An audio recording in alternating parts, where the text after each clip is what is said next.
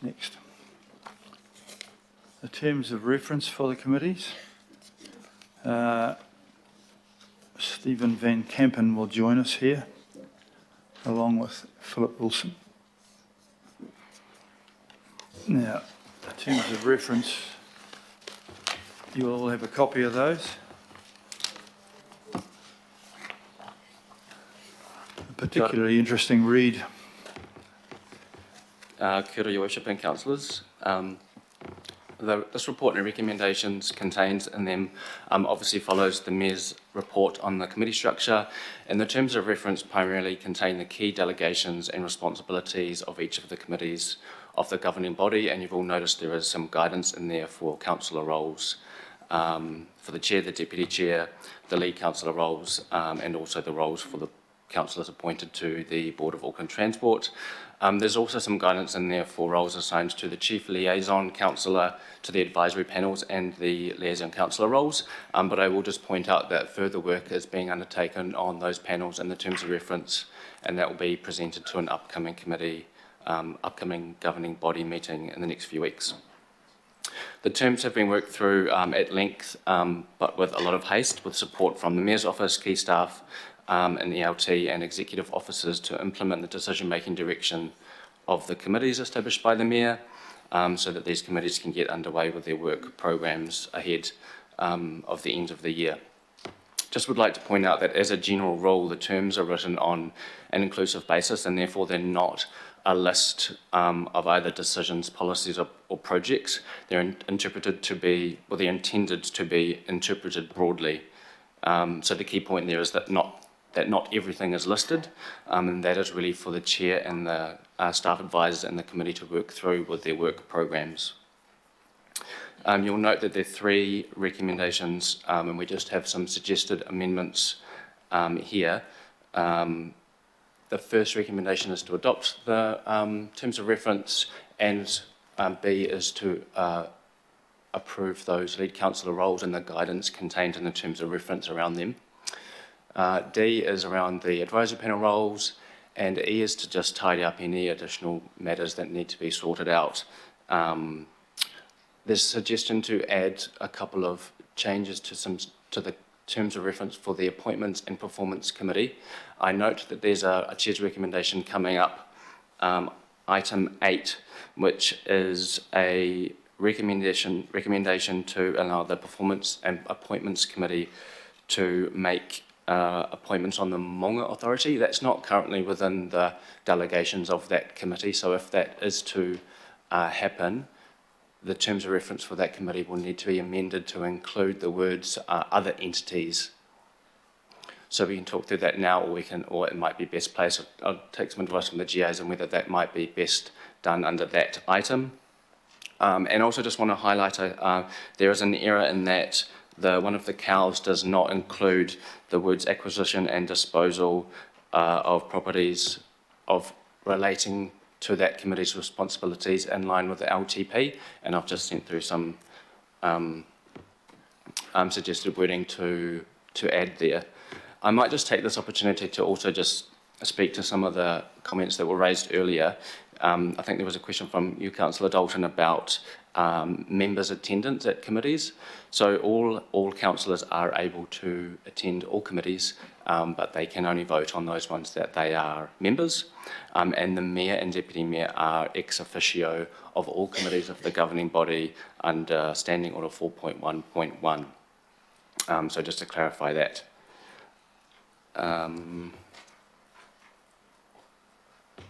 That's all from me. Happy to take questions. I'll take questions at this stage, and then we'll move into debate.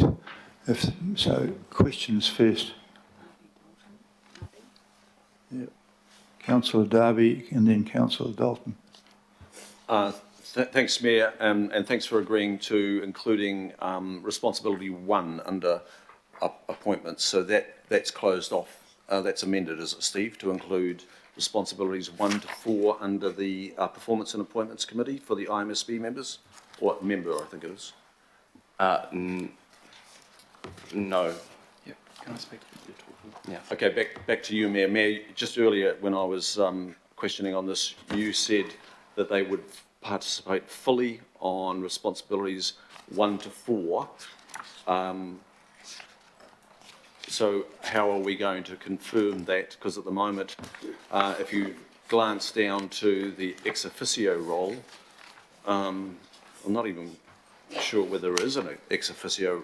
I think they're members, aren't they? The Independent Māori Statutory Board members, they're not ex officio. It says there in brackets, responsibilities 2 to 4. So I'm hearing from you, Mayor, there's an assumption that responsibilities for the IMSB are 1 to 4. So we just need to amend that.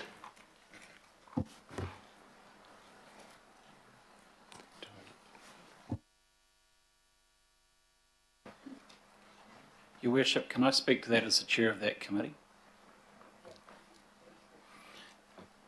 Councillor Darby, I've listened to what you have outlined today. Items 2 to 4 are absolutely within the purview of consideration of a member of the IMSB appointed to that committee because it deals with the CCO director appointments. In relation to 1 and 3, which is the review and the update, the review of the chief executive's performance, I take on board what you've said in terms of the IMSB wanting to have input into that, but there is also the requirement for this committee to align with the Schedule 7 of the Local Government Act, which is in relation to the appointment of the chief executive. And my view is that the terms of reference for that are accurate because the chief executive is entitled to the presumption that his appointment and the performance of the chief executive will be conducted by his direct employers. And his direct employers are the councillors and the mayor, and that is codified under the Act. So what I would like to do is to keep the terms of reference as proposed. I'm the chair of that committee, you're the deputy chair of that committee. I take on board the IMSB's aspirations for full participation, but I also want to protect the chief executive's entitlement that his employment will be governed in accordance with the Act, and that we will seek to reconcile a way that the IMSB can have input, noting their desire, but also to comply with Schedule 7. Okay, I appreciate that political feedback.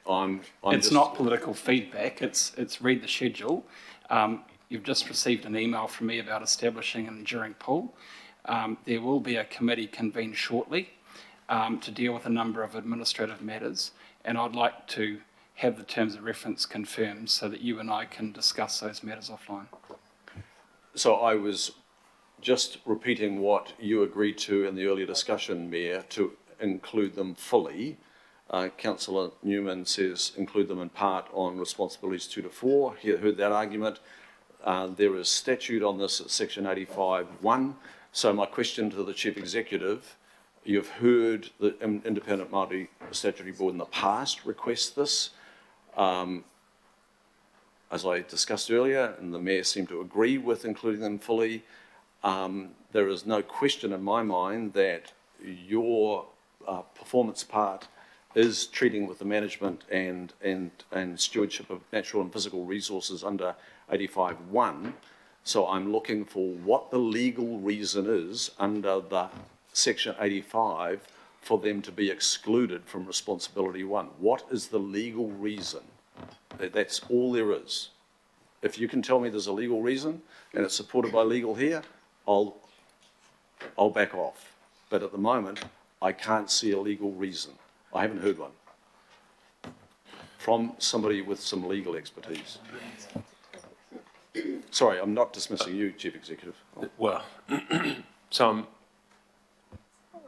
I don't have a better response for you, Councillor, than that provided by Councillor Newman. Insofar as my performance is a function of, evaluation by my employer, which is the governing body of council, it would be a matter for the governing body, if it wished to do so, to seek input on my performance in relation to, from other stakeholders, one of which might be the chair of the IMSB. the mechanism for that doesn't have to be through participation in the debate that might occur in the performance committee meeting itself. That would seem to reflect both the formality of my employment arrangement as well as the practicality of how input might be gathered to evaluate performance.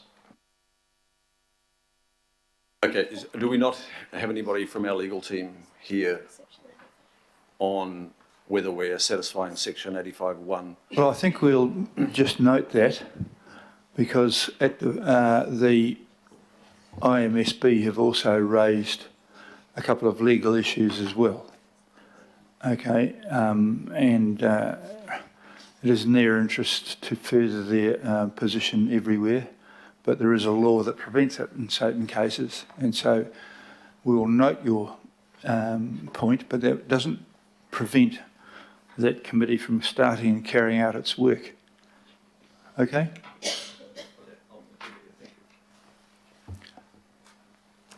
Who else is it? Councillor Dalton.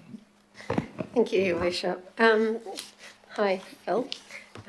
My question is regarding the, and it was just mentioned, the approved acquisition and disposal of council property in accordance with the LTP, which sits under expenditure control and also under the Parks Committee, Environment Planning Parks, whatever it's called.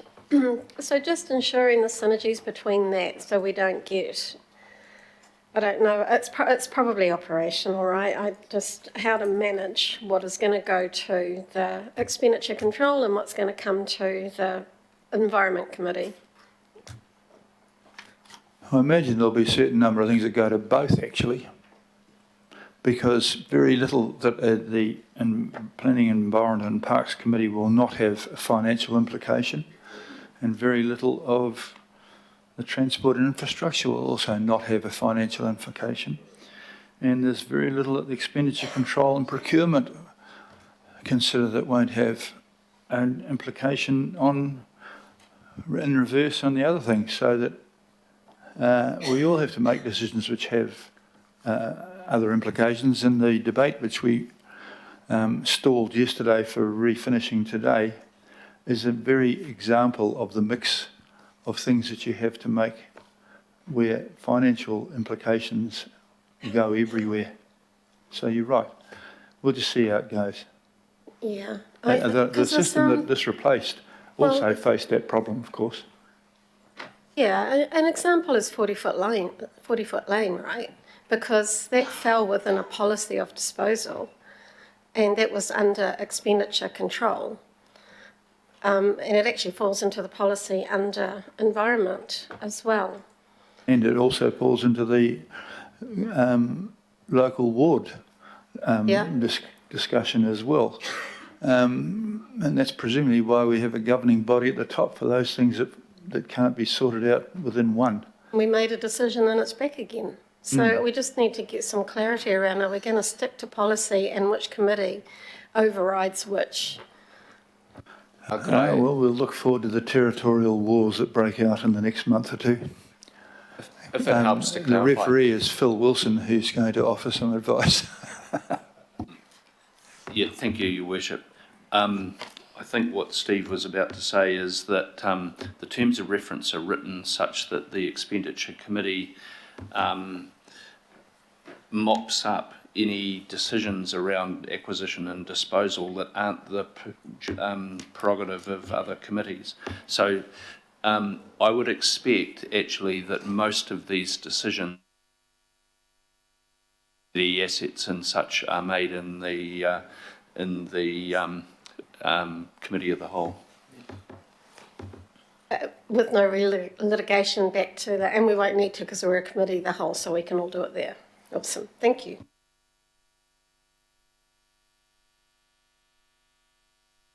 That's questions. There's a debate on this, in which case the staff have to step aside, but thank you very much for presenting. Sorry, Your Worship. Don't rush it. Councillor Lee has... Just a question in relationship to Mutukaurua Hamlins Hill. it's referred to as a park, but not a regional park. But I am being aware of the history of that land. I'm also aware that it was considered a regional park. Regional park money was certainly invested in it, and I did serve as the chair of the management trust, which was set up by the Crown, and was honoured to serve alongside the late Sir Hugh Carveru, the late Lady Mahuta, and the late Hariata Gordon, and what a happy team we were. So is it no longer considered a regional park, and on what grounds? There is an item later in this agenda making appointments to the governance of that park. My question is, it's always been considered, and in terms of the trust deed, considered a special regional park, and there's a sign, or there was, on the motorway borders of that park, and announcing that it was a regional park. Is it a regional park or not? And if not, why not? To be honest, I would need to check. There is a schedule of regional parks for the purpose of differentiating the decision responsibilities of the governing body and local boards in the long-term plan. I'd have to reference that, Councillor. Can I just propose some of the comments made in terms of the IMSB and in terms of councillor appointments to the Auckland Transport Board? It would be, I think, be quite useful to get a briefing on the Empowering Act, the Local Government Auckland Council Amendment Act 2009, where those matters are covered quite succinctly. In regard to the councillor appointments to the AT board, Councillor Fletcher and myself were founding members of that board and served there for 6 years. The appointment of 2 members was a political compromise from the national-led government of the time, and it was hotly opposed by the opposition, who wanted every board member to be a councillor. And I have to say, that's the position I take, because everywhere else in New Zealand and other major cities like Wellington and Christchurch, councillors control public transport and all transport. And in regard to Auckland Transport, 70% of our money that we collect from ratepayers goes there. So that's the position I still hold. 2 is not enough in my view. Thank you. Hear, hear. Okay, I think that's question. No? Oh, Councillor Filipina, my apologies. No problems at all. Thank you, Your Worship. And it is a question, not a statement. In regards to process, Your Worship, and Sandra may be the person to answer this. In regards to the pātai from Councillor Darby, in regards to the Independent Māori Statutory Board, and I've taken into account the whakaaro from Councillor Newman and the CEO, it's now going to be noted, and if this resolution goes through, what process will need to happen that once we receive legal advice that is contrary to this recommendation going through, what process do we have to go through to get the member or a member of the Independent Māori Statutory Board onto the Performance and Appointments Committee when it's in relation to the CCO's performance? I just want to make sure that we haven't sort of cut off Your Worship in regards to what you've said around the noting. And as always, I'm into the process and I want to make sure that we're clear. Kia ora. Thank you, Your Worship. Through Your Worship, the process would require a formal change to the terms of reference after this.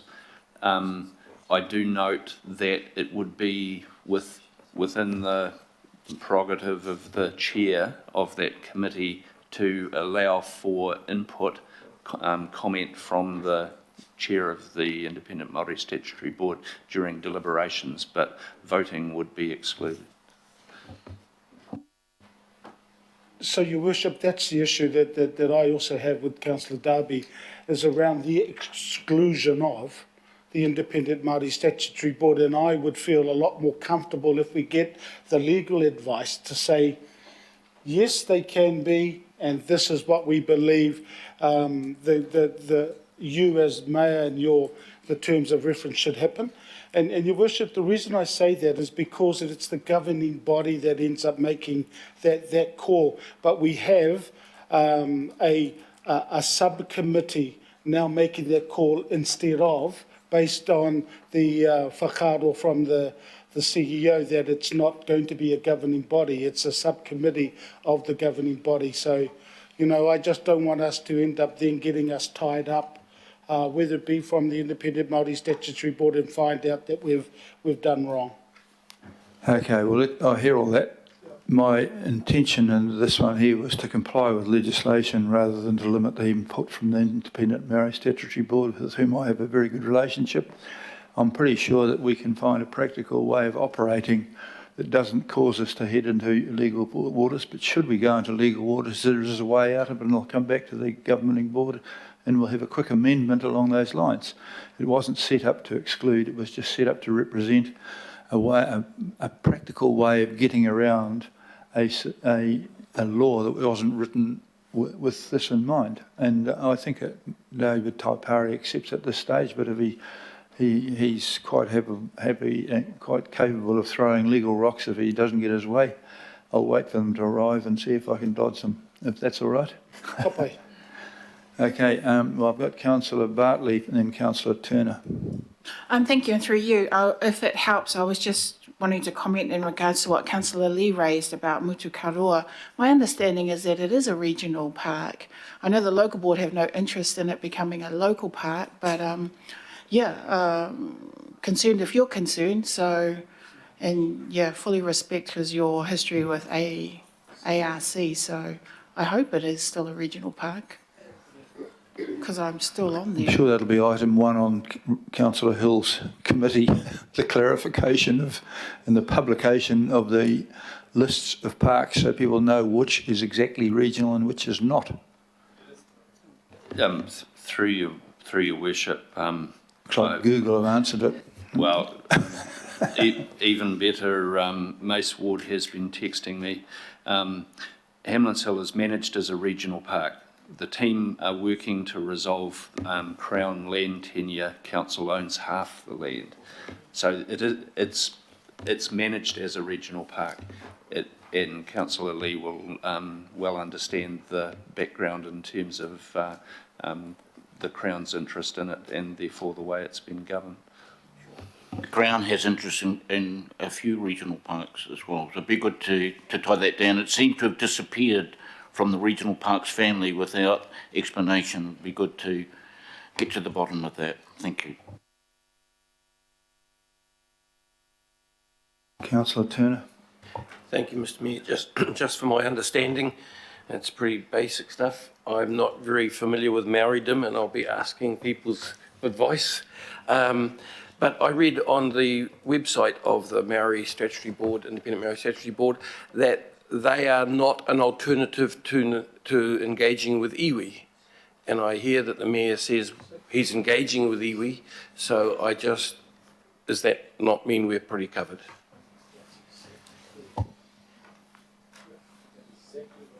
Does that require a response or is that a statement? Clarification that I'm right in my thinking. Pretty much. I'm engaging on multiple levels because I've had many years with engaging with iwi all over the motu, and there is never a clear answer to anything. Just to clarify things from my legal advisor who sat with me during all these things, I did not actually agree to include them fully, but the IMSB had not raised the issue subsequently with me over that. So it appears as though I have managed at this stage to meet the requirements of the law and meet the requirements and wishes of the IMSB as to how to operate. If it becomes elevated, I shall come back to you all in the future. Okay? Councillor Darby. Yeah, just picking up on the responsibilities under the new mega committee. It reads in part, regional strategy relating to arts, culture and events. It formerly read built and cultural heritage, including public art. So public art is dropped, and so too has heritage. And the loss of our heritages have been grave concern. Where does that sit if it doesn't sit with the new PET committee? One hopes that the broad understanding of the term includes those. As we were advised, this was broadly written so that something that's not specifically excluded is still can be excluded, because art includes public art and private art, I would have thought, and similarly heritage and culture. The two words which conflate depending on who's saying them. And so, is that correct? Yes. Okay, Yeah, so it's not excluded. It's just it is the responsibility of that committee to be treating with cultural heritage, built heritage, and public art. Yes. Okay. It'd be good to maybe write it in there. We accept that question, but I think if we could get above wordsmithing to great detail, I've annoyed them already by picking up several spelling areas and been wrapped over the knuckles, so perhaps you and I should back off a little bit from them. Okay. Thank you for the gentlemen. I think you can safely retire while the going's good. If there's further debate, otherwise I'm going to put the motion. In order to put the motion, do I have a mover and a seconder? Is anyone brave enough to? Councillor Newman and Walker. All those in favour, please say aye. To the contrary? Carried. Thank you very much for that debate. Our next